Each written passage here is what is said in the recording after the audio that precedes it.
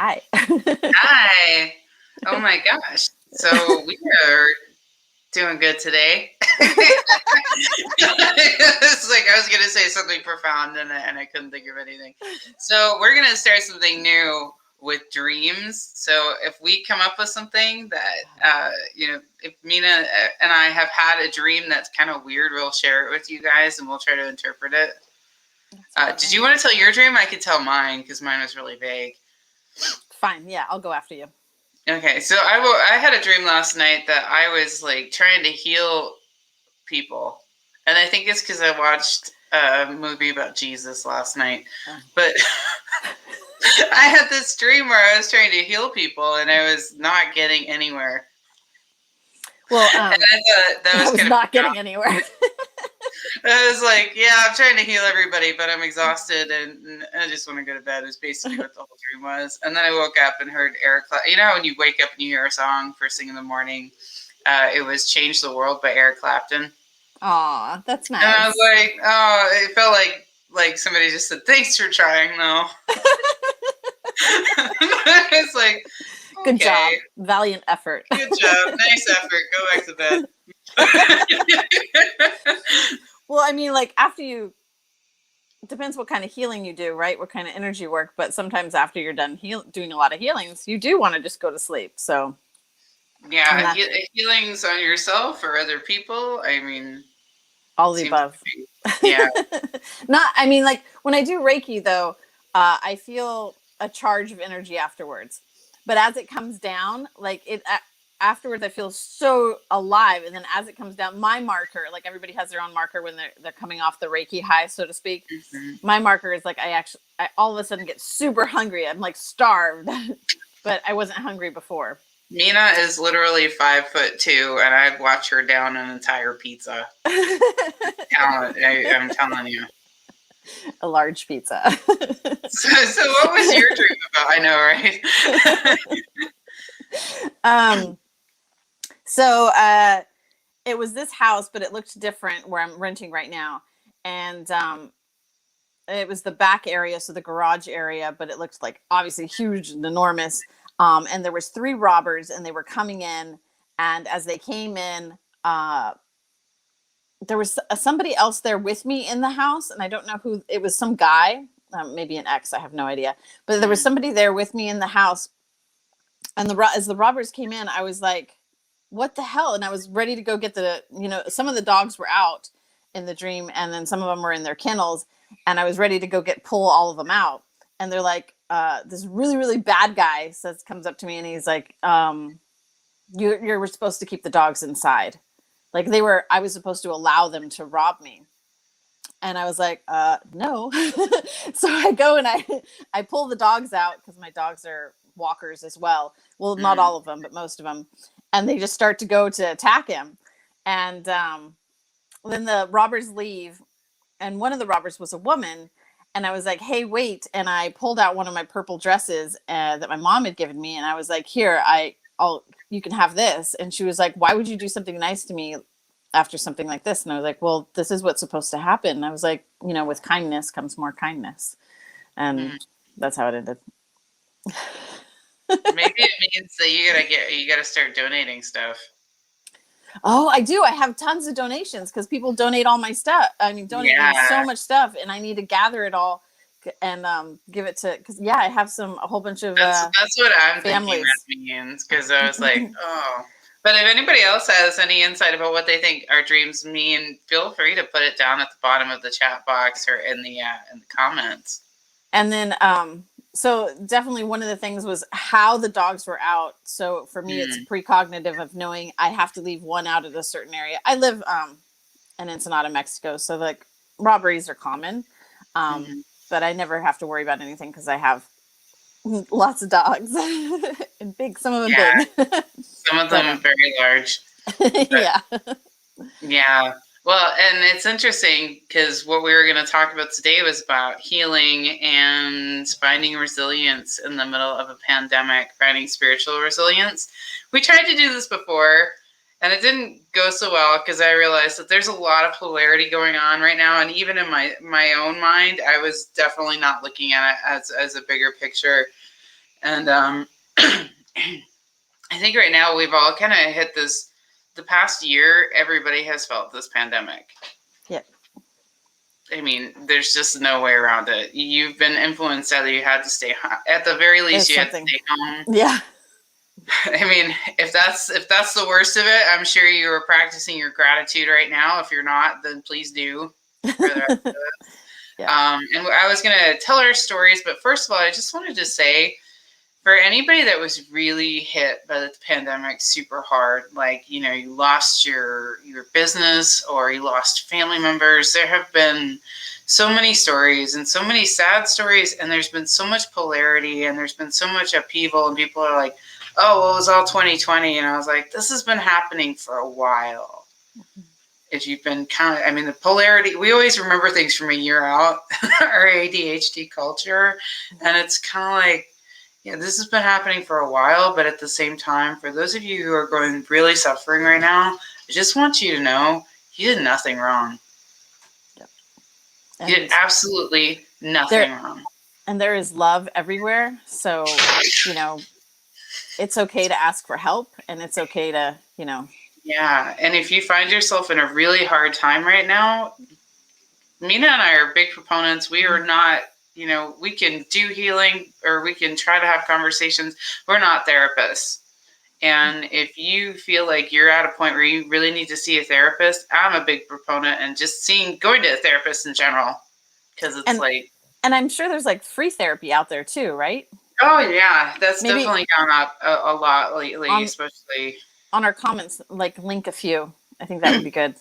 Yeah, and there's a few people out there that, you know, if you're looking for just like spiritual inspiration, where somebody tells you, hey, you know, you did nothing wrong, and just to have that reminder, sometimes just hearing it over and over again is enough to get you out of bed and to keep moving. And my cat is running around behind me. So crazy. Sorry. That's what that noise is, if you hear it. Yeah, I know COVID hit me really hard. Matt, good to go in the stories. Yeah, absolutely. I just wanted to give that disclaimer. Absolutely. Thank you. And for me, it hit, I was one of the first to get COVID here in Ensenada. I was caretaking a patient, and so I went into quarantine before most of the rest of Ensenada went into quarantine. And, you know, I fought for my life, and it was brutal. So some of you who don't know my background, let's just say, I love Fat Man. By the way, that's his nickname. Or his name. Now he's decided it's time to run. I'm good. He has a baseball-sized head.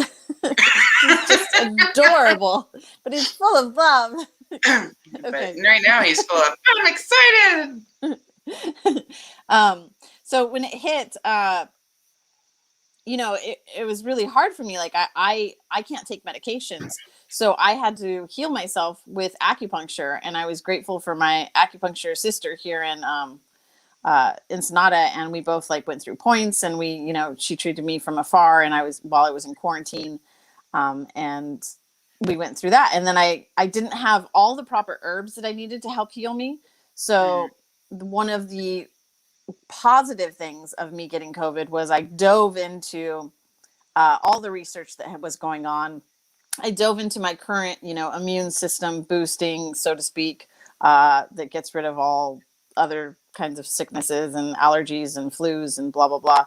And I dove into that, and I tried to make a derivative, so to speak. And I healed myself with COVID, and it was life-changing. You know, I mean, I saved my life. And, you know, I thank my acupuncture sister, Deborah, also for helping me as well.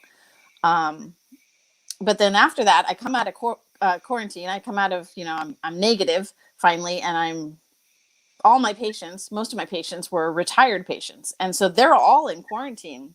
And I looked at my business, and I'm like, there's no way for me to make money right now to do my acupunctures. There's no way for me to do this, do that. So I had to rethink how to do my business. And there was a time where, you know, we were really, really poor, and we didn't have money for food.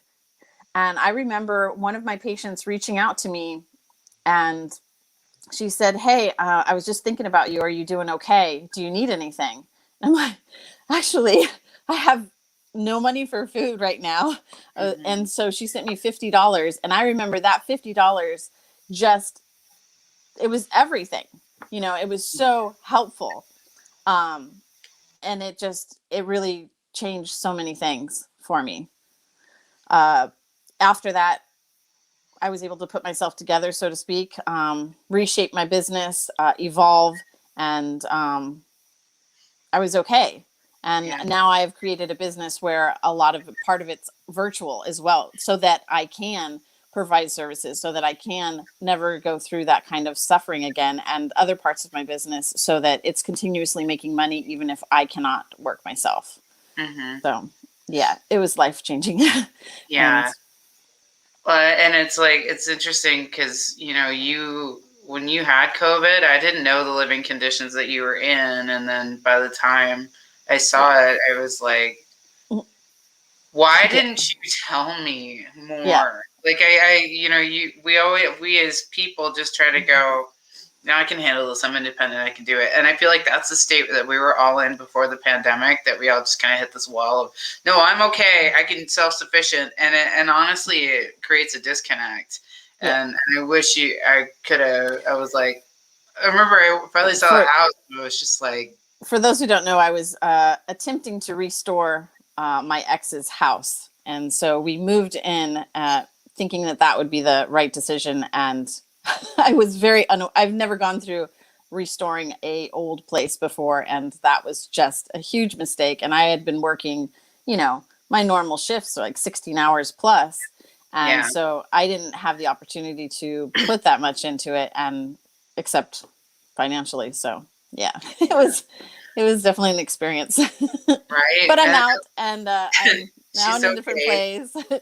And then Sam ended up helping me out in as far as getting an office. And once I got the office space, it like everything just flowed perfectly. So Yeah.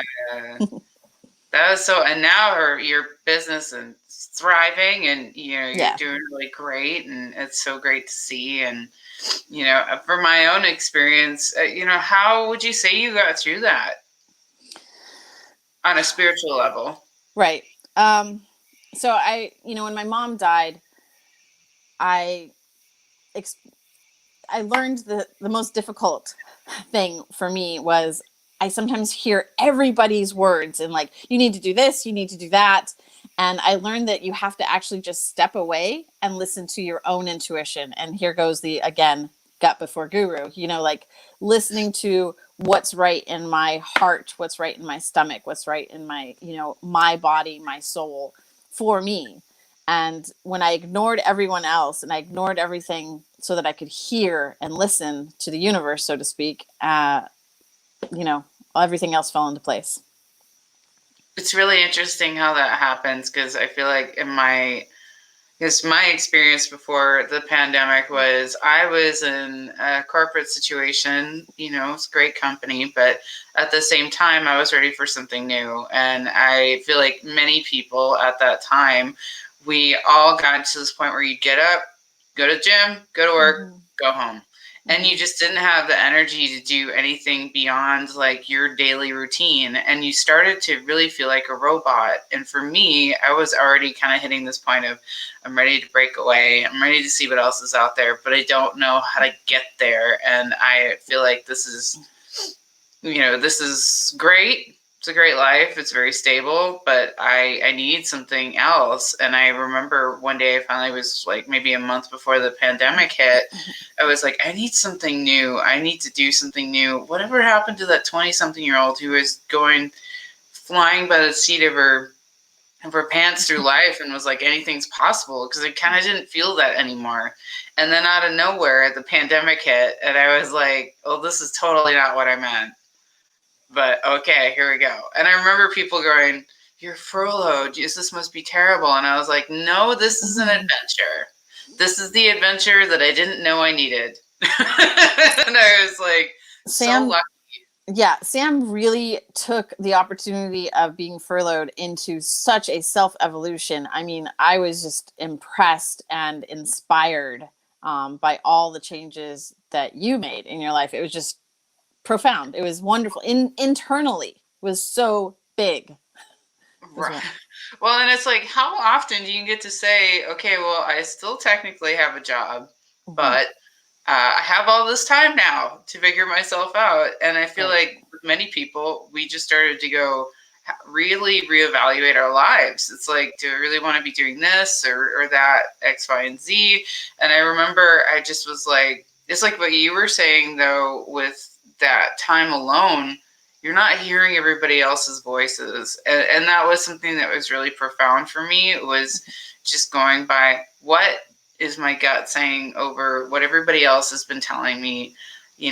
Let's just, I remember completely going, I surrender. One night. I was just like, I surrender. Give me some signs, give me a path, I will follow it. And the first thing I did was I woke up and I was like, I need to reach out to my friend and just say hi and make sure I'm talking to people because I'm an extrovert. And I was like, this is gonna, I can't handle this. So I started doing Zoom chats, and a friend of mine randomly came up and said, hey, I have a friend who's also, she's doing career coaching. Would you be interested in that? And I said, yes, absolutely. And he's like, she's getting her feet wet. She's, building her group. So, she's willing to help people during the pandemic for, a huge, like a donation to the LA Food Bank. And I thought, this is a win-win. Win for me, win for people who need, help right now with food insecurity. So I was like, let's just do it. And you emotionally transformed, like your emotional state was just so amazing. It was so, you are, but like, it was like, imagine going to 10 years of therapy in like 2 months. And I felt like that's how much you transformed. It was just wonderful. Well, and I remember I was telling you before the job came to an end, it was like, I can't go back. It was like, my heart is too big. I feel like I've just exploded. I don't want to say exploded all over the place, but that's kind of how it felt. And I was just like, I know too much was basically what happened. And I started to figure out, well, what was the purpose behind the last whatever amount of years, trying to figure that out. And I was like, oh man, if there was a way to have this sort of job. And somebody said, well, have you thought about going to graduate school for, psychology? And I went, that's a thing. Not that, obviously like psychologists, but I didn't know that there were different avenues that you could take that were actually in working in business and in psychology. And I was like, that's a thing? How do I get on that? And they're like, you go to grad school. And I was like, well, I don't have anything else to do right now. That's awesome. So yeah, but there were moments where, like you were saying, where you had enough silence to look within yourself. And figure out what it is, like, who am I? What feels right? And when you start to follow the who am I, what feels right, there, of course, are going to be some bumps, but you kind of start to catch the universe keeps catching you and keeps catching you and keeps catching you every time you think, well, this is it. And now you have an amazing job, and you're still going to school, and you're like light years ahead. It's wonderful. Yeah, but we were talking about that before. I was like, something's got to change. I had been saying that for a couple years. And the thing is energetically, a lot of people have been saying that the earth was slowing down. That people were like, I have to go do this, I have to do that. Nothing's moving. Why is nothing moving? There were a lot of us that were just like, why is nothing moving? And then the COVID hit, and I keep calling that the great pause, where we all had to slow down. We all had to reassess things. We all had to go, how about the big pause? The big pause. Yeah, maybe not great. It wasn't great for everybody, and I need to great in the sense of large. Right. It's almost like saying awesome, but more in a large scale. Like how my grandpa would say awesome. It's like, it's awesome. That was just huge. And it was amazing seeing what, the animals. I go back to the animals. Like when we were all like in crazy quarantine, like how the flamingos came out, how the, you know, like there's so many animals that came out of everywhere. More rivers were cleaner, more ocean, you know, and it was just, it was amazing. I think it gave most of us, hopefully one day all of us, a moment to look back and say, hey, how can we make this a regular thing? How can we make it so that the animals have more, you know, a real earth that's clean? How can we keep our earth clean? Because this is where we're living. So, Yeah.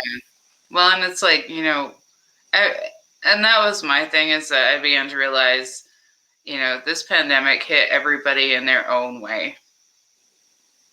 yeah. You know, and I can't even begin to fathom some of the stuff that people are resilient through, that they moved through, or that they're still going through. And I just say, you know, So, bottom of my heart. yeah. And even like, you know, so like my patient that reached out to me, like this is something that, even though, you know, to some people we're out of this, we're not, and we should still be reaching out to our neighbors and saying, hey, do you need anything? Like I know Sam and her helped her neighbors out, you know, like we need to always be looking out for that. And something that Sam and I had talked about was in this commentary, if there is, you know, something you want to offer for other people, or if there is something that you need, I mean, feel free to make a comment. What's the worst thing that can happen is, you know, you get an answer of no. But the best thing that can happen is somebody else might be out there being ready to help. So. Right. And I think that that's also resiliency. And if you don't feel comfortable putting it on a comment, you can always direct message us as well. Yeah. We can give you some groups. I mean, for instance, if you're in a situation that's really bad right now, I actually know a group that is international group now that will help people get their GEDs, help people, That's you know, amazing. find not only that, but it's like their other way. That's how they start, is they get your GED and then they ask you if you need help. And then they help you find, you know, resources that are around you that you can go to that you maybe didn't know about. And, you know, there's all of the hotlines and, you know, we're here. And that's the thing, is that we forget. I think we're going to hear stories for decades to come. Like you hear about the Great Depression. Maybe that's why I called it the Great Pause. But I mean, you hear all these stories about what people went through, and, you know, I just keep saying, you know, hold on. Remember that when you're listening to your gut and what you have to do, it may be so hard, but if you can hear that little voice, now is the time to kind of go, how do I step forward into this new world? Because it is a new world. Yep. And And reach out to your neighbors, help your neighbors, and yeah, you know, and ask for help if you need it. So. and that's been the greatest thing that I have seen, is just, for me, I know that this woke me up a lot. I started to look around and see other people and find them fascinating, and I wanted to hear their stories and have a lot more compassion, a lot more openness in my heart for people, because you know, there's so many stories, there's so many things that happen, and at the same time, it's like, with challenge comes possibility. Yep. So this is the first time we've had a deep, hard conversation. So I'm always like, I want to make sure that that we're saying this the right way, and I just, you know. And there's a lot of families down here in Ensenada that don't have things as well, from they've lost their homes and everything.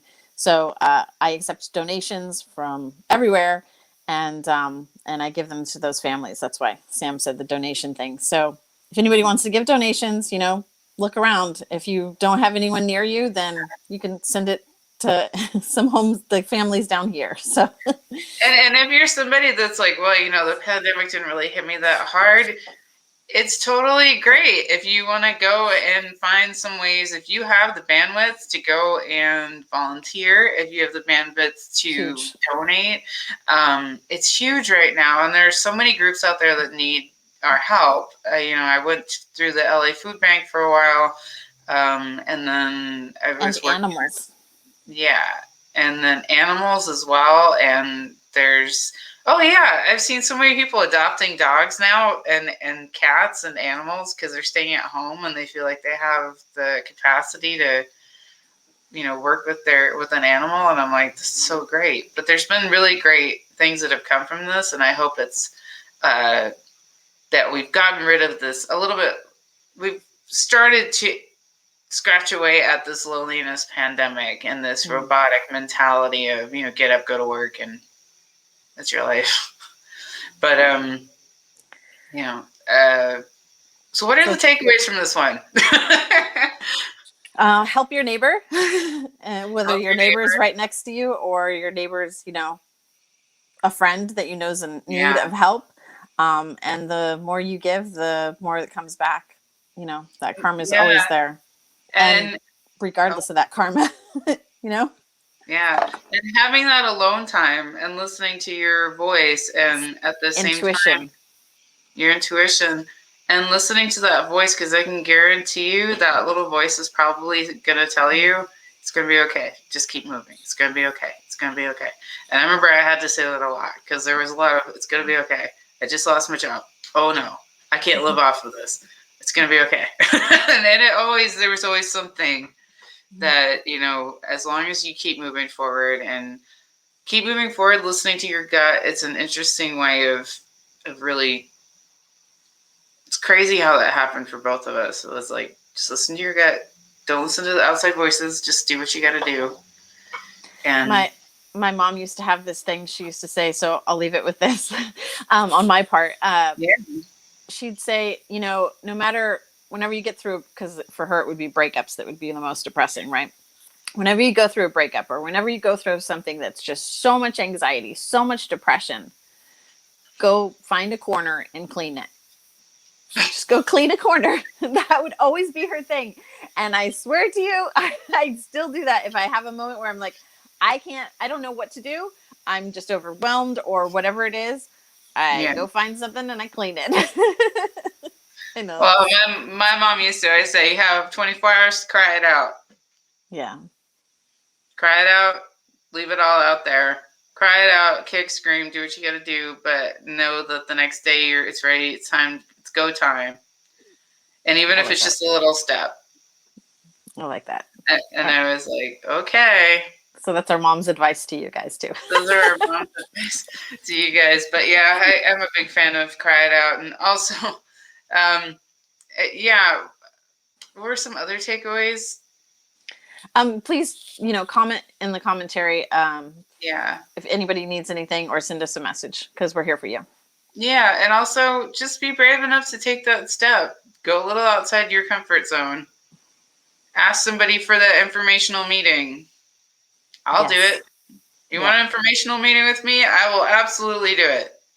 And I know many people out there as well will do it because we've all been impacted. Yep. So sending you guys lots of love. Thank you. How is this?